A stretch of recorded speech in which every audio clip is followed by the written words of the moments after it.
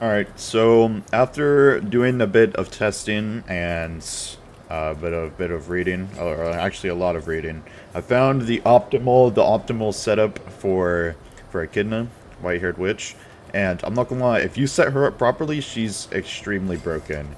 So I guess I'll start off with the trait and enchant. Since her quote unquote, well, since she doesn't have a damage stat, as you can see, her damage scales off of how high her SPA is. You obviously want her SPA to be as high as possible, so you do want to avoid traits that lower her SPA, like glitched, overlord, avatar, overlord again. You know, just things that any trait that will lower her SPA is essentially debuffing her.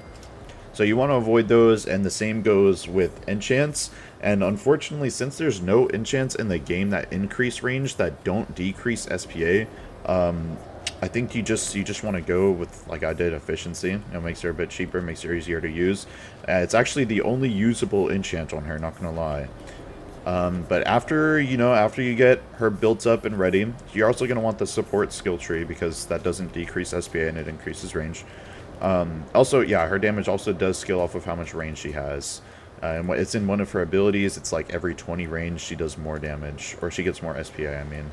But after you get her set up and you're in the game, there is a fine print with her passive that if you want to, you can like use to your advantage. It's that if you have 10 summons slash clones slash units on the map, it will instantly unlock all of her passives.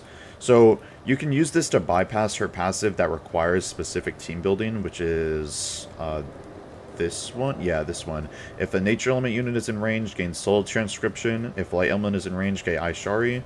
If dark element is in range, gain Castle of Dreams.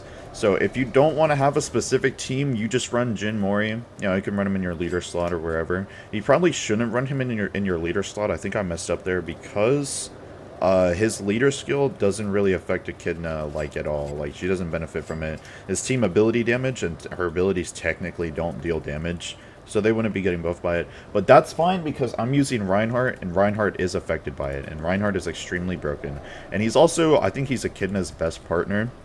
I think he's if not Echidna's best partner, because of how broken he is. His damage is fucking absurd. As you can see, I already have 3 billion damage on him, and also because when you buff him, all of his incoming buffs are doubled. So yeah, but anyways, back to Echidna. So you get her leveled up, and as you can see here, I have Forbidden Arts because I have 10 summons units clones on the map with Leylaush. That's also another way you can bypass it. If you don't want to bring Jamori, you can bring Leylaush or any other summoner, and as long as they have 10 summons on the map, she will have all of her passives unlocked. However, that is kind of inconsistent, obviously, since you need to have 10 summons on the map at all times. It's not that hard with Leylaush or some other summoners, but you never know. But now that you have Forbidden Arts, you just use it, and you gain all of her active abilities regardless of your team composition. So now here's where things get a little bit complicated, but don't worry because I did all the reading for you. So after you use this, I'm going to save you all the reading. All of these basically become permanent slash passive. This becomes permanent. This is a permanent buff, and since it still goes on cooldown, you can have this buff on all of your units, and it's permanent. It's always active. So I'm going to go ahead and throw this on Reinhardt now, and since all of his incoming buffs are doubled, he now has plus 200% damage. So after you get that done, Book of Overflowing Knowledge. This is where her main damage. This is where her main damage source comes from, and you want to use this on Reinhardt. This is what I do. So this ally is stunned for 30 seconds. White-haired witch gains 10 SPA for 20 million damage they had. And since Reinhardt has the highest raw damage stat in the game outside of Rimuru, this is obviously going to be best used on him. So you use Book of Overflowing Knowledge on her. After, you might want to buff Reinhardt a bit, but yeah, 251,000 SPA. And this is very good. This is very good. This is a lot of fucking damage. This is a lot of fucking damage. But yeah, that's basically it. Teleportation. I haven't used this ability much, but it seems to be a nuke, which is pretty good. But although she does basically have a built-in nuke, because Book of Overflowing Knowledge is only like a passive, or it's only like, it's a temporary effect. So like she gets like a short burst of extremely high damage. But since her damages, like her high damage, comes in short bursts, you are going to want, you know, like I said, Reinhardt to go with her. But if you don't have Reinhardt, just any other unit with like really high raw damage stat is it's going to be her best friend. Jin Mori is not it. Honestly, I think you're better off not bringing Jin Mori and just bringing Leilash.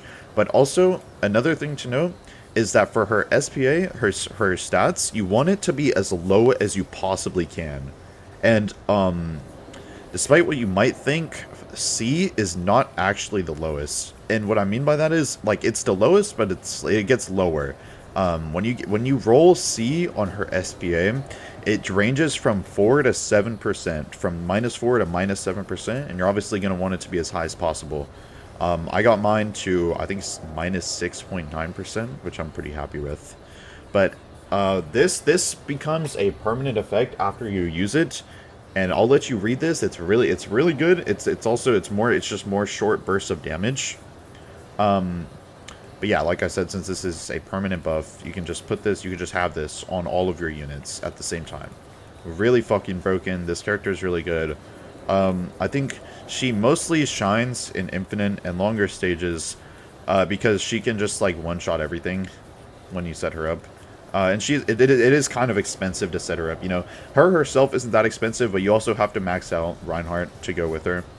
And you need to buff him up, and you also need summons on the map, so it does, you know, she does get kind of pricey, but I think for stages like survival or boss rush or dungeon or just anything that's like pretty long, I'd say even legend stages too, if you're not AFKing. She's not a very AFK friendly unit, sort of similar to Rimuru in that regard, but for the longer stages, she is extremely good.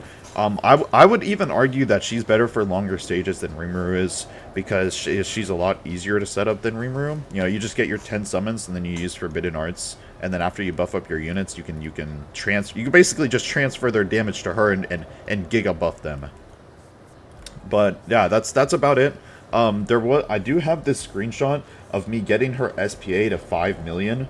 I'm not gonna lie, I don't know how I did that, and I don't think I can repeat it, but if you get it, I mean, you're gonna be surprised, but don't be surprised. Yeah, look at this. I got her SPA to 4 million one time. I actually don't know how I managed this, but yeah, it's possible. You can do it if you figure out how. Excellent. You have the best unit in the game. I mean, you already have the best unit in the game, but even better. But yeah, that's about it. See ya.